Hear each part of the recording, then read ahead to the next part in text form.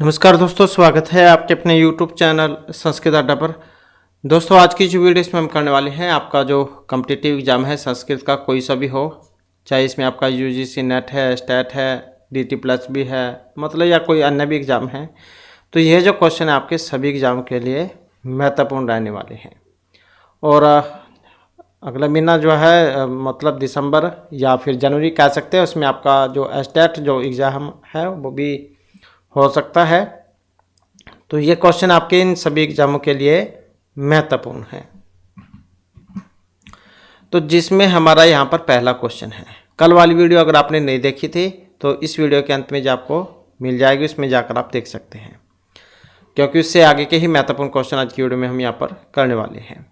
तो क्वेश्चन है हमारा, कर्मणा यम अभिप्रैति इत्यत्र किम कारकम, कर्म कारणम संप्रदानम या फिर अधिकरणम। तो क्या होता है कर्मणा यम अभिप्रैति संप्रदानम, तो क्या होता है संप्रदान। तो ये जो सूत्र है, कर्ता दान क्रिया कर्म के द्वारा जिसको संतुष्ट करना चाहता है तो उसकी संप्रदान संज्ञा होती है। तो क्या करता है ये संप्रदान संज्ञा। तो कर्मणा यम अभिप्रैति संप्रदानम, ये सूत्र आप याद रखिएगा। अगला क्वेश्चन है, निर्मक्षिकम अस्य पदस्य लौकिक विग्रह भवति। अब निर्मक्षिकम यहाँ से एकदम से ही आपको याद आ जाना चाहिए कि ये कौन से समास में से है, क्योंकि समास का ही था ये। तो ये है आपका अव्ययभाव समास का, जहाँ पर सुर में अव्ययपसर्ग होते हैं तो वहाँ पर क्या है अव्ययभाव समास होता है। जैसे इसमें निर आ गया, ये वाला अव्यय हो गया, तो अव्यय विभक्ति समीप स्मृति, ये वाला सूत्र है जो अव्ययभाव समास करता है। अब इसका लौकिक विग्रह कौन सा बनेगा, लौकिक विग्रह कौन सा हो जाएगा इसका, तो निर्मक्षिकम, मक्षिका नाम अभाव है, मक्षिका आम निर्सो, ऐसे हो जाता है। तो इस प्रकार से जो है यहाँ पर मक्षिका आम निर्सो, ये वाला इसका जो है विग्रह हो जाएगा, मक्षिका आम निर्सो। तो ये इसका अलौकिक विग्रह है। तो ये अलौकिक है क्योंकि लौकिक होगा मक्षिका नाम अभाव है, और मक्षिकाम निर्सो यह अलौकिक हो जाएगा।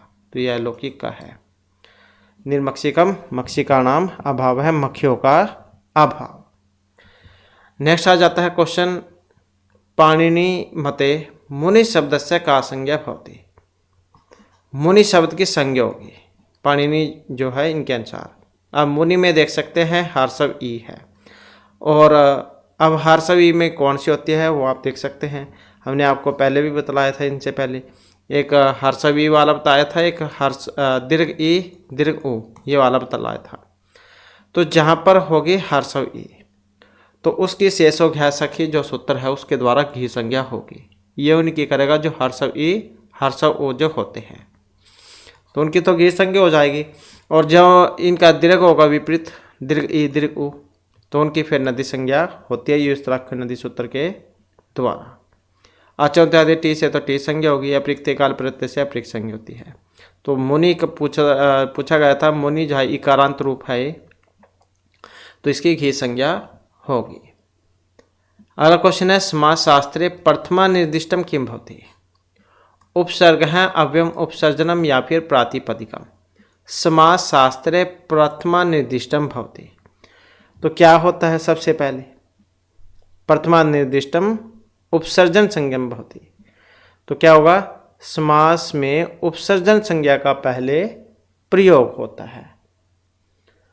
तो जो पद प्रथमा में हो उसके द्वारा विग्रह वाक्य में स्थित पद का बोध हो और वह उपसर्जन संज्ञक कहलाता है। तो प्रथमा निर्दिष्टम समास उपसर्जनम, ये उपसर्जन संज्ञा आपकी करेगा जो कि ऑप्शन सी में है। नेक्स्ट आ जाता है क्वेश्चन,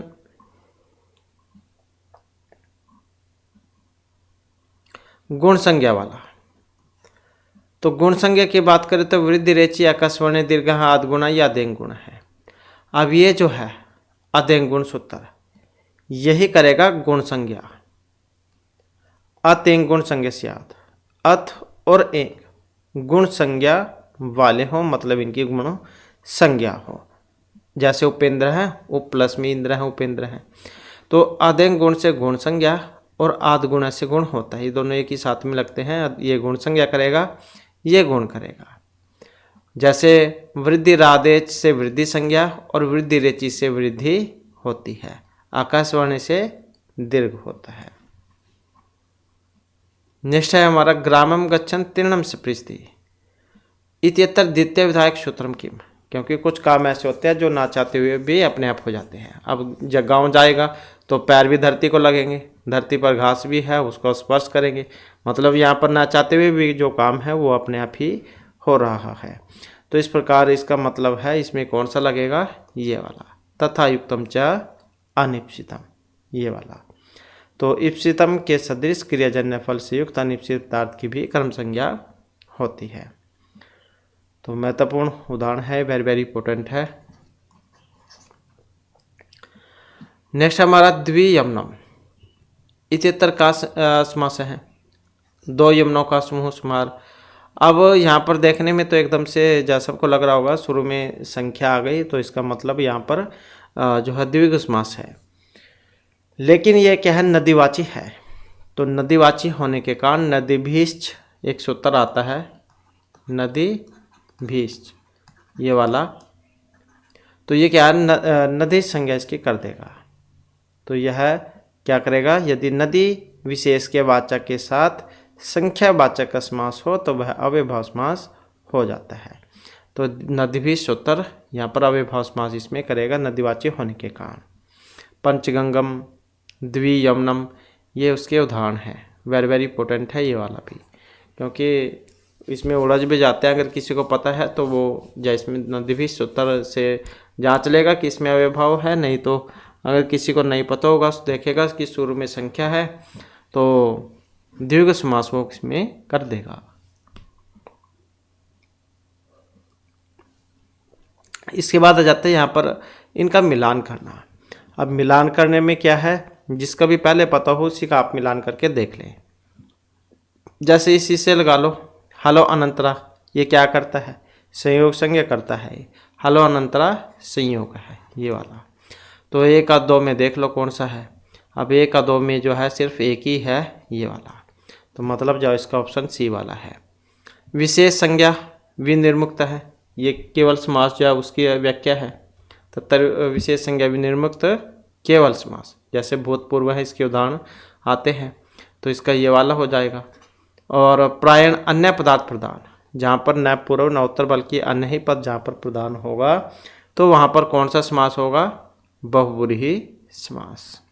जटावी ताप से है, जटाव से कोई पशु मालूम पड़ता है, तो जहाँ पर किसी के लक्षण को देखकर आप एकदम से पहचान जाओ कि यह फलाना फलाना व्यक्ति है, तो वहाँ पर फिर ये वाला सूत्र लगेगा, तो इत्थम्भूत लक्षणे वाला। तो इस प्रकार से इनका मिलान हो जाएगा।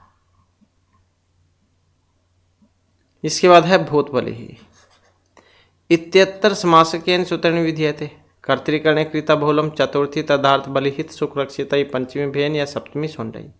तो भूत बलि यहाँ पर इसमें कौन सा सूत्र लगेगा, तो इसमें अगर हम बात करें तो इसमें लगेगा भूतेभ्य बलिहि, भूत बलि भूतेभ्य बलिहि, और ये तो इसका वो हो जाएगा विग्रह है।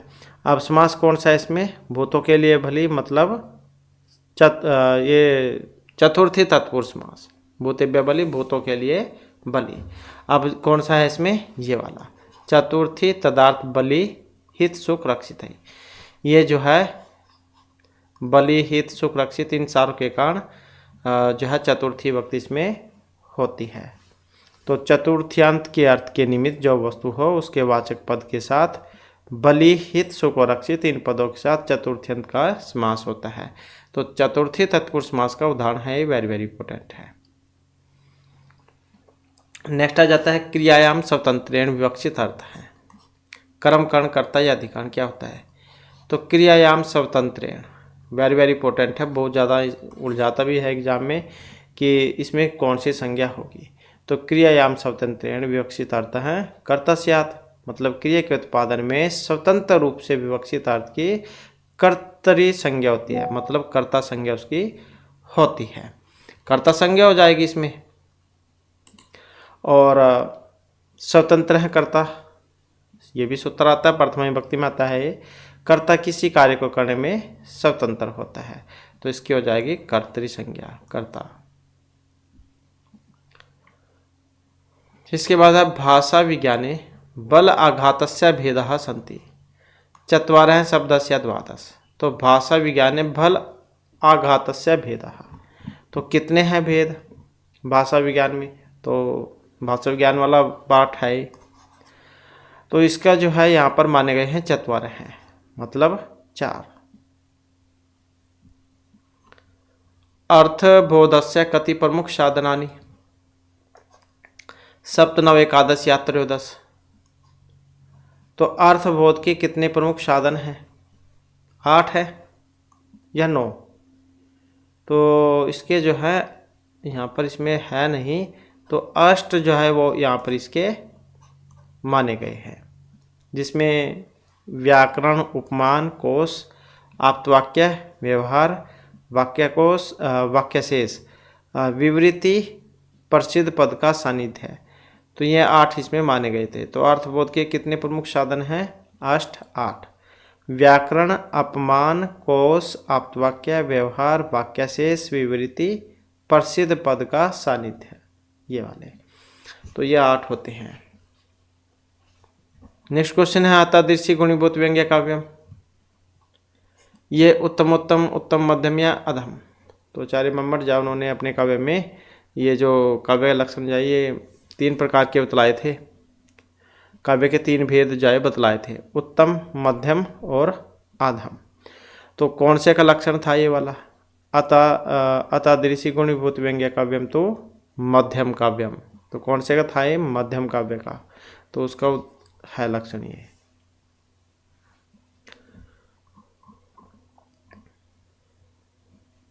अधोनिर्दिष्टेषु साध्यावसान लक्षणाय उदाहरणं किं भवति?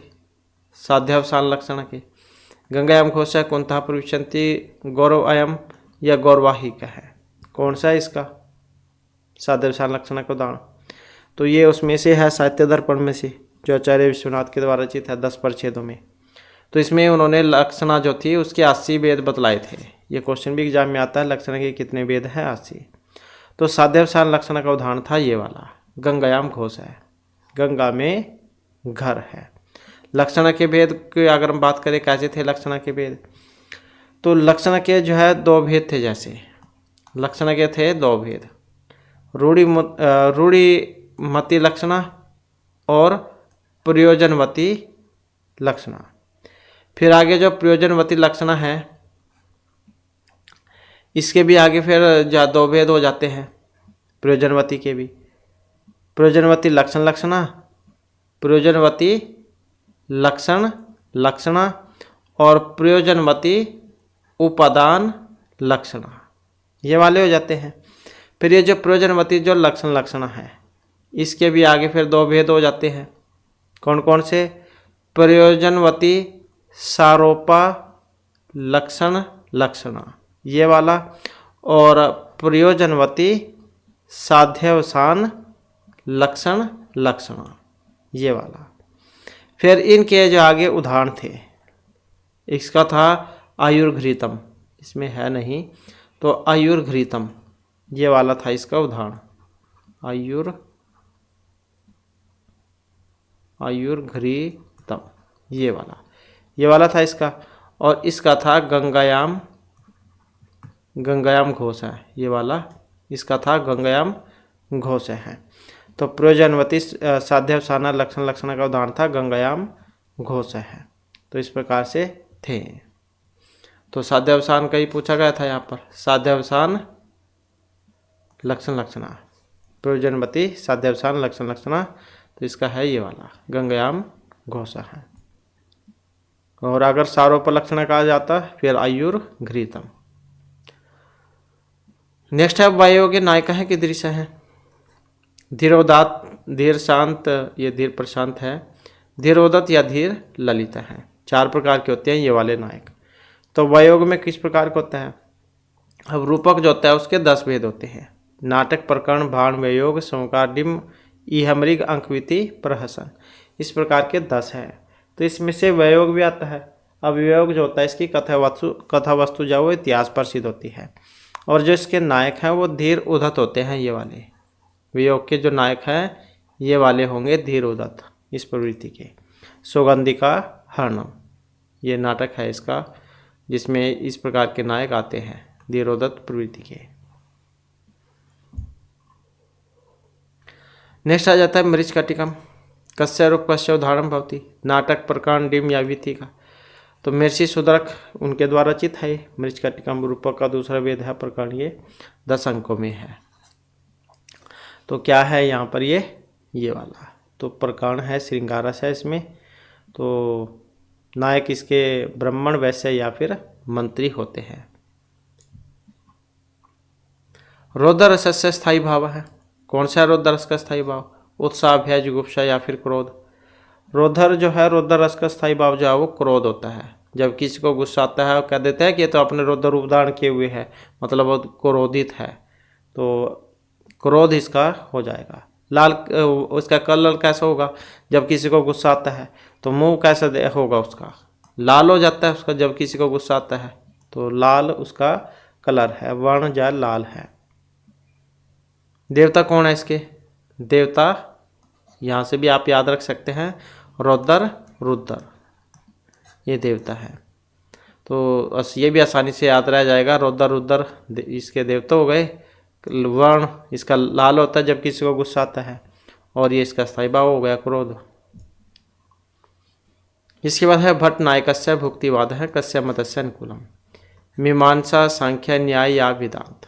तो भट्ट नायकस्य भुक्तिवाद, तो भट्ट नायकस्य भुक्तिवाद संख्या मत के अनुकूल है, तो ये संख्या हो जाएगा इसमें। विभाव, अनुभव, व्यभिचारी भाव, संयोगादरस, निष्पत्ति है। तो इसमें जो निष्पत्ति शब्द आया है उसका मतलब भट्ट नायक भुक्ति से मानते हैं। इसके बाद मलिनाथेन काव्यस्य अष्टम सर्ग पर्यंतम व्याख्यानम रचितम। रघुवंश, किरातार्जुनीयम, कुमारसंभव या नैषधचरितम। मलिनाथ काव्यस्य अष्ट सर्ग पर्यंतम। तो कौन सा है लिखा है यहाँ पर? तो इस पर टीका लिखी थी इन्होंने। तो मलिनाथ संस्कृत के जो है प्रसिद्ध टीकाकार हुए हैं। और नाम क्या था इनका? ये तो आधा ही नाम है, पूरा नाम इनका कोलाचल था। कोलाचल ये इनका पूरा नाम था, कोलाचल मलिनाथ। 5 जो महाकाव्य है उन पर टीकाएं लिखी थी इन्होंने, 5 महाकाव्य पर, जिसमें अभिज्ञान शाकुंतलम था, रघुवंश महाकाव्य था, और शिशुपालवधम था, और ये किरातार्जुनीयम था, और नैषधीय चरित वो वाला भी था। तो इन 5 पर लिखी थी इन्होंने टीकाएं। तो कुमार संभव के भी 8 सर्गों तक व्याख्या इन्होंने की थी। तो ये कुमार संभव है। इसके बाद लक्ष्मी चांचल्यम अस्मिन उपवर्णितम अस्ति, जिसमें बतलाई गई थी लक्ष्मी की चंचलता। अब लक्ष्मी की चंचलता के बारे में जो है ये जो कादम्बरी जो है इसमें बतलाया गया था। तो इसमें जो मंत्री जो थे वो चंद्रपीड़ को उपदेश देते हैं, तो उसमें लक्ष्मी के बारे में बतलाते हैं, क्योंकि लक्ष्मी मतलब धन दौलत कह लो आप, किसी को पहली तो बात मिलती नहीं, मिलती है तो उसकी रखवाली करनी बहुत मुश्किल होती है। बहुत सारे डर लगे रहते हैं कि कोई उठा ना ले, मतलब कम चोर ना चुरा ले, ऐसे बहुत सारे रहते हैं डर। तो ये जो है इसमें लक्ष्मी की चंचलता कादम्बरी में बतलाई गई थी, जो मंत्री सुखनाथ जो है वो उपदेश देते हैं। तो ये कादम्बरी में से है। और इसकी कथा मुख का जो आधार ग्रंथ है वो बृहत कथा, गुणाढ्य की जो बृहत कथा है वो वाला है। इसके बाद है वीरस प्रधान नाटकम।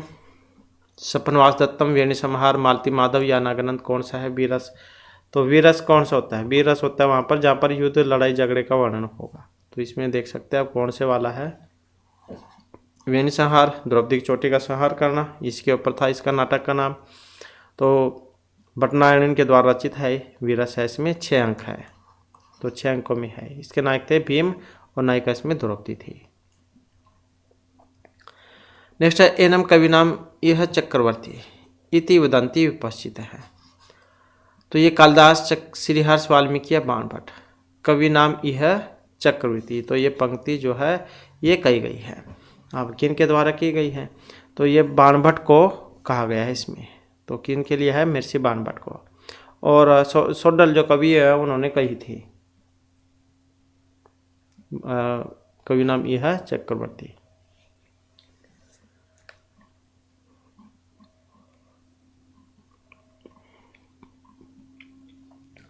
इसके बाद आ जाता है, यहाँ पर भी इसका मिलान ही करना है। मिलान करने में जिसका पहले पता हो उसी का आप मिलान करके देख लीजिएगा इसमें। जैसे द्वाविंशति सर्गात्मक है, मतलब 22 सर्ग है। 22 कौन से में आते हैं? इसमें आते हैं 22 सर्ग नैषधीय चरित में, ये जो है इसमें है। और श्रीहर्ष के द्वारा रचित है श्रृंगारस है। इसमें राजा नल और दमयंती की प्रेम कथा जो है इसमें बतलाई गई थी। और विंशति सर्गात्मक 20 सर्ग किसमें है? तो 20 सर्ग है शिशुपाल वध महाकाव्य में, महर्षि माँ के द्वारा रचित है।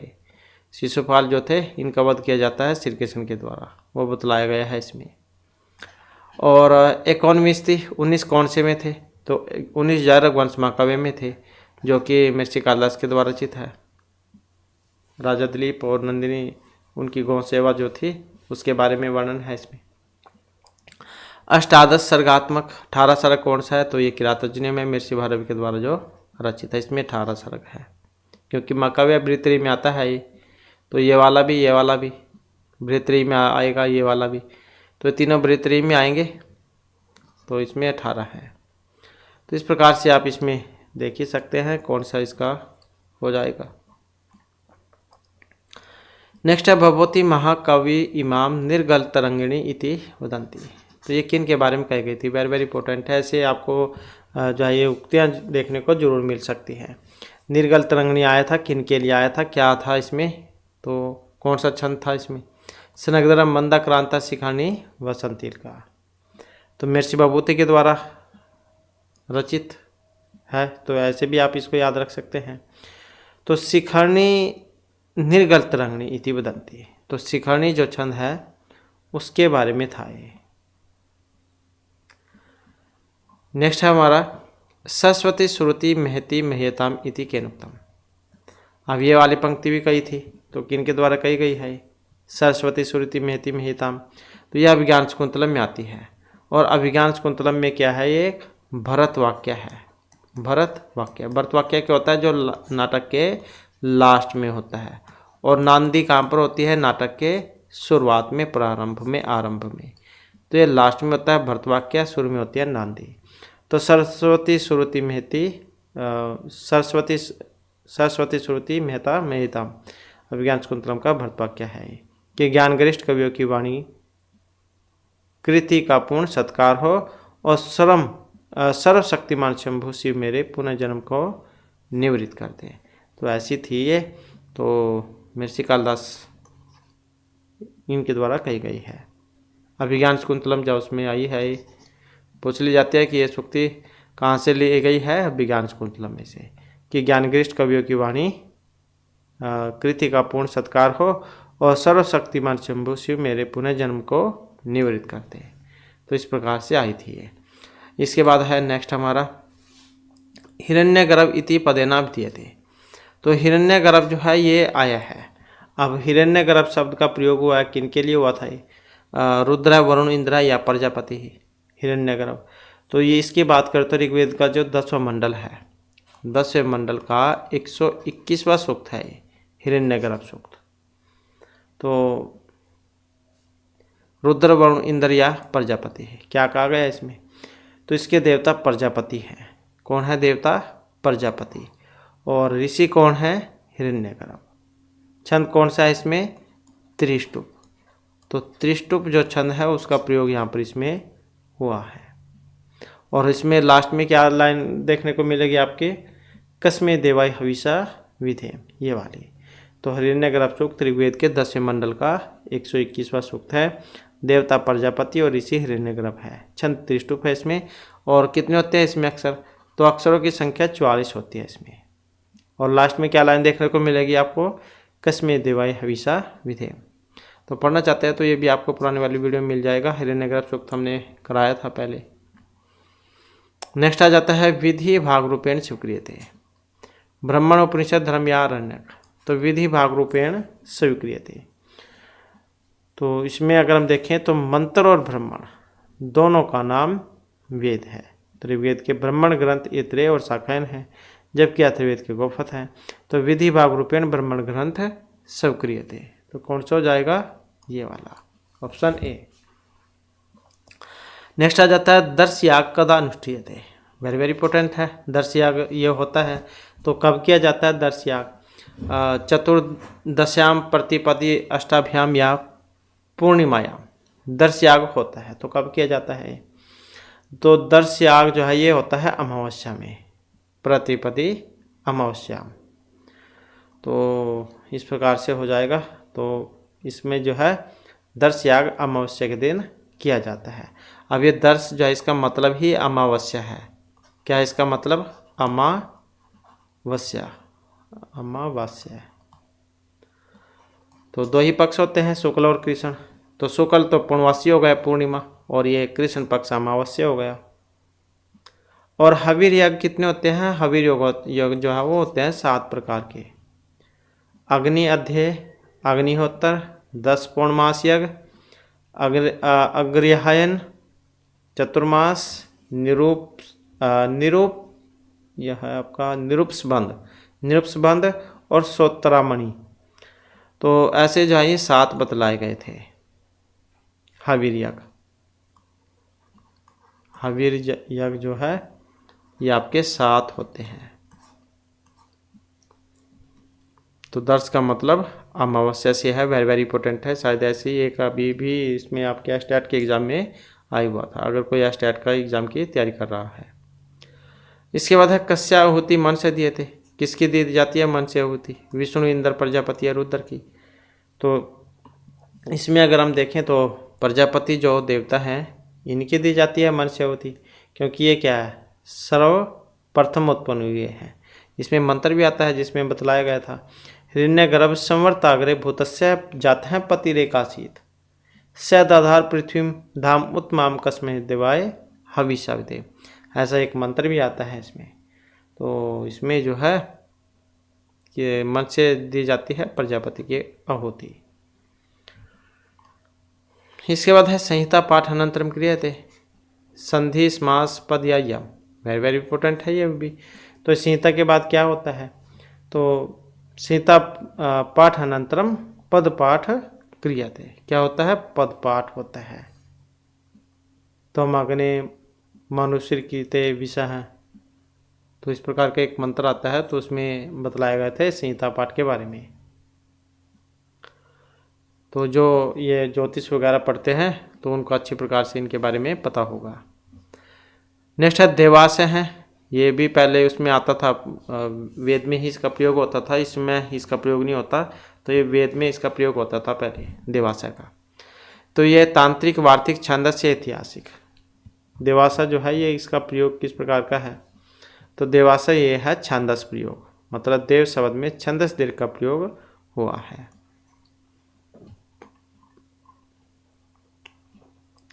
ऐसो प्राचीन वेद भाषाकारा न वर्तते। सायण स्कंद स्वामी अरविंद या गुण विष्णु। कौन से नहीं है इसमें? प्राचीन वेद भाष्यकार। अब नहीं है तो कौन से? ये वाले अरविंद। तो प्राचीन वेद भाष्यकार कौन कौन से हैं? आचार्य सायण भी है, और स्कंद स्वामी भी है, और गुण विष्णु भी है। तो ये जबकि अरविंद जो है ये नए वेद भाष्यकार है अरविंद। तो ये प्राचीन नहीं है, ये अर्वाचीन है, मतलब अब वाले हैं नए। नेक्स्ट है यास्केन कति विधा व्याख्या विधि स्वीकृत है। त्रिपंच चतु या अष्टविध है। आचार्य यास्क के द्वारा क्या रचित है? निरुक्त। तो कति विधा व्याख्या विधि स्वीकृत है? त्रिविध है, जो कि ऑप्शन ए में है। तो निरुक्त कार्य यास्क का जो मत है उसके अनुसार, मत के अनुसार प्राचीन काल में मानव मस्तिष्क जितना विकसित रहा उतना प्रवृत्ति काल में नहीं रहा है। इसलिए वे जैसे गुण विषयों की अर्थबोधकता प्रवृत्ति लोगों के लिए क्लिष्ट अंतर होता गया। तो मतलब अगर सीधे शब्दों में अगर हम यहाँ पर देखते हैं तो यास्केन कति विधा व्याख्या विधि स्वीकृत है? त्रिविध है। नेक्स्ट है पर्जन्य पिता इति कस्मिन् सूक्ते प्रतिपादिते है। पृथ्वी, इंद्र, हिरण्यगर्भ या पुरुष सूक्ते। पर्जन्य पिता किस में आता है ये पर्जन्य? तो पर्जन्य जो है ये भी पर्जन्य सूक्त, ये इसी को कह देते हैं हिरण्यगर्भ वाले को, तो इसके यही हो जाएगा। तो इसके बारे में मैंने अभी पढ़ा ही है। 10वें मंडल का 121वां सूक्त है हिरण्यगर्भ सूक्त। ऋषि इसके देवता प्रजापति हो जाएंगे और ऋषि हिरण्यगर्भ है। 44 अक्षर थे इसमें त्रिष्टुप छंद में। नेक्स्ट है कठोपनिषद। केन वेदन संबंधा, किससे संबंधित है? इसको भी आसानी से आप याद रख सकते हैं। कैसे कठ, कैसे कृष्ण, तो कृष्ण यजुर्वेद जाओ से संबंधित है। आसानी से आपको याद रह जाएगा। का है इसमें कठ कृष्ण, कृष्ण में का, इसमें भी का, तो आसानी से याद रह जाएगा। इसमें 2 अध्याय हैं और प्रत्येक अध्याय में 2 तो अध्याय हो गए, मतलब जैसे 2 अध्याय हो गए और प्रत्येक में क्या है आगे 3-3 वालियाँ हो गई, ऐसे आप समझ जाएगा इसको। तो 2 अध्याय और प्रत्येक अध्याय में 3-3 वालियाँ हैं। तो इसमें क्या है, यमराज और नचिकेता के बीच आत्मा संबंधी संवाद हुआ था, उसके बारे में बतलाया गया है। तो एग्जाम में कई बार आ जाता है यम नचिकेता संवाद किस उपनिषद में है, तो ये कठोपनिषद में है। नेक्स्ट है तदंतरस्य सर्वस्य तदु सर्वस्य बाह्यतः है। तो ये जो परमात्मा जो है सभी के अंदर भी है, बाहर भी है, ऐसी है। तद एजति तद न एजति, तद दूरे तद अंतिके, तद अंतस्य सर्वस्य तदु सर्वस्य बाह्यतः है। वह चलता है, वह नहीं चलता है, वह सभी के अंदर है, सभी के बाहर है। तो इस प्रकार का जो है यहाँ पर ये मुक्ति थी भगवद गीता, श्रीमद्भागवत, ईशावास्य उपनिषद या कठोपनिषद है। तो किस में आई थी ये वाला? तो ये मंत्र जो है शुक्ल यजुर्वेद की माध्यदिन शाखा से संबंधित है और जो कि ईशावास्य उपनिषद है, इसमें से ली गई है। ईशावास्य उपनिषद और बृहदारण्यक उपनिषद जो है ये आपका शुक्ल यजुर्वेद में आ जाता है। नेक्स्ट है कस्मिन् वरे यम त्रीणि नचिकेता स अग्निम अदात। तो इसमें क्या है, नचिकेता यम से 3 वर मांगते हैं। तो प्रथम, द्वितीय, तृतीय, चतुर्थ, यम तीर्ण नचिकेता स अग्निम अदात। तो इसमें जो है कठोपनिषद के अनुसार यमराज के घर बिना भोजन किए 3 रात्रि बिताने के बदले यमराज ने नचिकेता से 3 वर मांगने के लिए कहा था। तो उसमें से दूसरे वर को यमराज ने त्रिचिकेतस अग्निम कहा था, ये वाला। तो ये कौन से में कहा था? दूसरे वर में। ये क्या है, जिनके पिता यज्ञ करते हैं और ये क्या है, उसमें बूढ़ी जो गाय थी वो ब्राह्मण को दान में दे देते हैं। तो ये गुस्सा हो जाते हैं और फिर यम के वहाँ पर जाते हैं और ये उस समय क्या है, यम वहाँ पर अपने जो मतलब घर कह लो वहाँ पर थे नहीं, वह बाहर गए हुए थे। तो ये 3 दिन तक जब भूखे प्यासे उनके दरवाजे पर बैठे रहते हैं। तो जब यम आते हैं फिर इनको देखते हैं कि ये तो ऐसे ही बैठा हुआ है, तो इस प्रसन्न होकर फिर उनसे 3 वर मांगने के लिए कहते हैं। तो उसमें दूसरे नंबर का था ये वाला।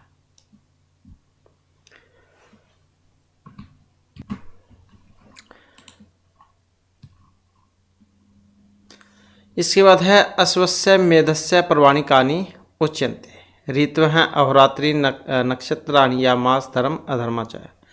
तो कौन से हैं यहाँ पर ये अश्वस्य मेधस्य पर्वाणि, और ये माने गए हैं ऑप्शन डी वाले मासा धर्म अधर्मा च, ये वाले। तो अश्वमेध जो यज्ञ है 1 मास अथवा अर्धमास 15 दिन का होता है। तो अश्वमेध कितने दिन का होता है? 1 महीना या फिर 15 दिन, 1 महीना या फिर 15 दिन, इतने का होता है। तो इसमें जिस व्यक्ति के द्वारा घोड़ा पकड़ा जाता है उसे राजा से युद्ध करना पड़ता है। अश्वमेध यज्ञ वाला जो कि श्री राम ने छोड़ा था और लव कुश जो उन्होंने पकड़ लिया था वो, तो ये वही है अश्वमेध, घोड़ा छोड़ा जाता है इसमें। नेक्स्ट है असद व इदम अग्रासीत, अहम विचार कुत्र निर्दिष्ट है। ईशावास्य उपनिषद, तैत्तिरीय, कयन या बृहदारण्यक उपनिषद। तो किस में आते हैं ये वाले? तो इसकी बात करें तो ये आ जाएगा आपका तैत्तिरीय उपनिषद में। तो तैत्तिरीय उपनिषद ये आ जाता है कृष्ण यजुर्वेद की कटशाखा, कटशाखा जाओ से संबंधित है। इसमें 12 अनुवाक है। तो इसी में था असद व इदम अग्रासीत, मतलब प्रकट होने से पहले यह जड़ जगत अव्यक्त रूप में था। इंद्रियभ्य परा है अर्थ, अर्थभ्य परा परम मन है। इति कुत्तरस्तुक्तियम कठ केन बृहदारण्यक या तैत्तिरीय उपनिषद। ये मंत्र के अंदर से है लाइन ये। तो ये भी जो है किसमें से ली गई थी। इसमें भी मंत्र था कि इंद्रियभ्य परा है अर्थः अर्थेभ्यश्च परम मन है, मन है तू परा बुद्धि बुद्धिरात्मा महान पर है। ऐसा था कि मंत्र। तो इसमें ये जो है कठोपनिषद के जो प्रथम अध्याय है इसकी तृतीय वल्ली जो उसमें से लिया गया है। और आत्म तत्व के जो बारे में इसमें बतलाया गया था, तो कठोपनिषद इसका हो जाएगा। नेक्स्ट है हमारा क्वेश्चन, उमा हेमवती कश्याम उपनिषदि निर्दिष्टा। कठ तैत्तिरीय केनिया ईश्वास्य उपनिषद उमा हेमवती। तो उमा हेमवती जो है इसका संबंध है केन उपनिषद से। और केन उपनिषद किस में आता है, तो यह आ जाएगा आपका सामवेद में। सामवेद उसमें है। तो सामवेद के तवलकार ब्राह्मण का 9वां अध्याय है, 4 खंड है इसमें, 9 मंत्र है इसमें। तो चौथा खंड जो था उसका नाम था उमा हेमवती आख्यान। उमा हेमवती आख्यान। तो चौथा जो खंड है उसका है उमा हेमवती आख्यान। तो केन उपनिषद सामवेद से संबंधित है। इसके बाद शिक्षांगस्य विषयक्यंतोपदिष्ट त्रय चत्वारः पंचया षट्। तो शिक्षांग के विषय कितने होते हैं, तो 6 होते हैं वेद के अंग, शिक्षा कल्प व्याकरण ज्योतिषन। तो लेकिन यहाँ पर क्या है, शिक्षा के अंग के विषय यहाँ पर बताने हैं। तो शिक्षा का क्या है, वेद पुरुष के ग्रहण कहा गया था। और तैत्तिरीय उपनिषद की अगर हम बात करें तो तैत्तिरीय उपनिषद में कहा गया था शिक्षा के 6 अंग थे, उसमें भी 6 ही अंग, लेकिन उसमें कौन से थे, वर्ण स्वर मात्रा बल साम संतान। तो वैसे तो वेद के उस पढ़े थे हमने, वेद के 6 अंग शिक्षा कल्प व्याकरण ज्योतिषं वे वाले।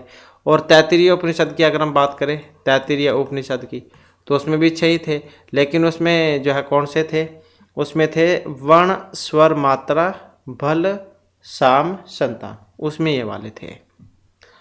इसके बाद है समान अक्षर। समान अक्षराणि की अंति त्रीणि चत्वारि षट् या फिर अष्टौ।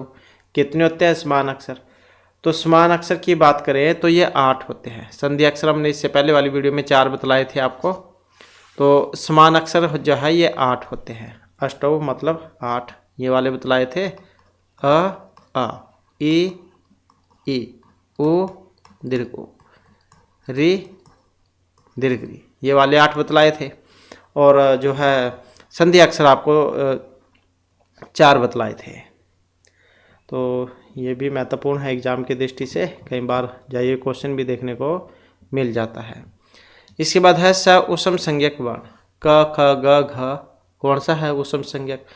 अब उसम संज्ञक वर्ण जो होता है इनको सलवर्ण भी कह देते हैं। तो कौन सा वाला इसमें उसम संज्ञक वर्ण।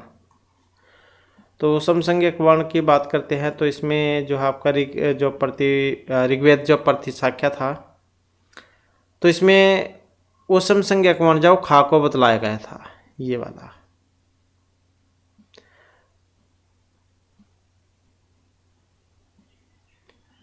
नेक्स्ट है हमारा क्वेश्चन, वैसे तो स वो वाले हैं, लेकिन ये ऋग्वेद प्रतिशाख्या में इसको बतलाया गया था। इसमें दूसरा और चौथा वर्ण जो बतलाया गया था। नेक्स्ट है हमारा क्वेश्चन, शिव संकल्प सूक्त कस्याम शाखायाम उपदिष्टम। शिव संकल्प सूक्त जब कौन सी शाखा से संबंधित है, तो शिव संकल्प सूक्त का संबंध है माध्यदिन से, माध्यदिन शाखायाम। तो शुक्ल यजुर्वेद में आते हैं माध्यदिन शाखा। इसका 34वां जो अध्याय है 34.1, तो उसका है शिव संकल्प सूक्त। 34.1 में 34वां अध्याय है, 6 मंत्र हैं इसमें। और लास्ट में क्या लाइन आपको देखने को मिलेगी, तत्मे मन शिव संकल्पम अस्तु, वह मेरा मन कल्याणकारी कार्य वाला हो, मतलब। इसके बाद है अग्निहोत्रम अनुष्ठीयते। अग्निहोत्र ये होता है प्रतिमास, प्रतिवर्ष, प्रतिदिन या प्रतिपक्षम। वेरी वेरी इंपॉर्टेंट है। अग्निहोत्र ये कब होता है, तो अग्निहोत्र एक वैदिक यज्ञ है और इस यज्ञ का वर्णन यजुर्वेद में जब मिलता है। तो वैदिक काल में अग्निहोत्र यज्ञ का बहुत महत्व था और प्रतिदिन प्रातः एवं सायं अग्निहोत्र यज्ञ करने का विधान था। मतलब कब होता था ये, तो प्रतिदिन और शाम को ये होता था। तो प्रतिदिन इसमें हो जाएगा। तो अग्निहोत्र किस प्रकार का यज्ञ है, प्रतिदिन किया जाने वाला। इसके बाद निरुक्त अनुसारम तृतीय भाव विकार है, अस्ति वर्धते विनश्यते विपरिणमते। तीसरे नंबर का कौन सा है। अब भाव विकार अभी हमने आपको बतलाए थे जो कि 6 थे। षड भाव विकार जायते, अस्ति, विपरिणमते, वर्धते, क्षीयते, विनश्यति। तो तीसरे नंबर का पूछा गया है इसमें, जायते, अस्ति, विपरिणमते। तो इस प्रकार से कौन सा हो जाएगा, ये वाला। तो सबसे पहले ये वाला था जायते, उसके बाद पहले वाला हो गया अस्ति, दूसरे वाला हो गया विपरिणमते, तीसरे वाला हो गया, चौथा वर्धते हो गया, और 5वें नंबर का था अपक्षीयते, ये वाला अपक्षीयते ये वाला था, और 6ठे नंबर का था ये वाला। तो ऐसे जो है भाव विकार जो है 6 होते हैं, जायते, अस्ति, विपरिणमते, वर्धते, अपक्षीयते, विनश्यति। तो तृतीय जो है ये तीसरा, विपरिणमते, तत्व का नाश हुए बिना उसमें होने वाला परिवर्तन, उसको कहते हैं तत्व का नाश हुए बिना उसमें होने वाला परिवर्तन। नेक्स्ट अकनोपन का भवती, आदित्य, असव, अग्नि, आचार्य। ये किन के लिए आया है अकनोपन शब्द। तो अकनोपन जो आया है, अग्नि जो है, अग्नि इनके लिए आया है। इसको कहा गया है अग्रणी भवती। अग्रणी भवती ये भी आता है एग्जाम में कई बार। अग्रम यज्ञेषु पूर्णीयते, ये वाला भी। तो ये सारे अग्नि के ही है। अकनोपन ये वाला, अग्रणी भवती, अग्रम यज्ञेषु पूर्णीयते। तो ये सबसे पहले जो प्रयोग में आता है अग्नि का ही प्रयोग होता है यज्ञ में। चित इति निपात वर्तते, कुथ निषेध अभाव या विकल्पार्थ है। तो किस अर्थ में होता है इस चित का प्रयोग। इस चित का जो प्रयोग है वो निषेध अर्थ में होता है। तो निषेध अर्थ में हो जाएगा। निपात कितने होते हैं, निपात होते हैं 3। उपमा, उपमार्थक हो गया, कर्म उपसंग्रह, पादपूरण। तो इसमें चित्त निपात उपमार्थक निपात है, और यह निषेध अर्थ में प्रयुक्त होता है। तो अगर यहाँ पर उपमा होती, उपमा, तो वो भी ठीक था। तो ये चित्त निपात उपमार्थक निपात है और निषेधार्थ में प्रयोग में आता है। नेक्स्ट है वृत्ति समवायार्थ, अनुबंध करणार्थ, इष्ट बुद्धियार्थ के सामुपदेशम भवति। प्रत्यय नाम, धातु नाम, संधि नाम या फिर वर्ण नाम। तो किसमें है, तो इसमें अगर हम देखते हैं तो ऑप्शन कौन सा होगा, वर्ण नाम ये वाला हो जाएगा। मतलब वृत्ति के लिए समवाय अथवा जिसका फल वृत्ति है, तो वह समवाय अथवा जिसका प्रयोजन वृत्ति है वह समवाय ही वृत्ति समवाय है। और इसमें समवाय का मतलब है वर्णों को किसी विशेष क्रम में रखना, और वृत्ति शब्द का अर्थ शास्त्र की प्रवृत्ति। तो वृत्ति समवायार्थ, अनुबंध करणार्थ, इष्ट बुद्धियार्थ, उपदेश है वर्ण नाम। इसके बाद है अनुदातेत उपदेश यज्ञित तदंतात धातो लस्य स्थाने किम स्यात्। प्रश्न में पद आत्मनेपद प्रातिपदिक या आर्ध धातुकम क्या होता है, इसे सूत्र है अनुदातिंग आत्मनेपदम।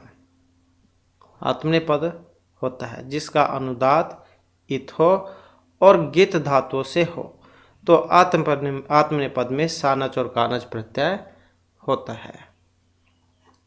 तो इस प्रकार से जो हमारे आज की क्लास और महत्वपूर्ण क्वेश्चन थे। नेक्स्ट जो वीडियो इसमें आपके लिए नए जो महत्वपूर्ण क्वेश्चन हम लेकर आएंगे, और हमारे साथ अंत बनाने के लिए धन्यवाद।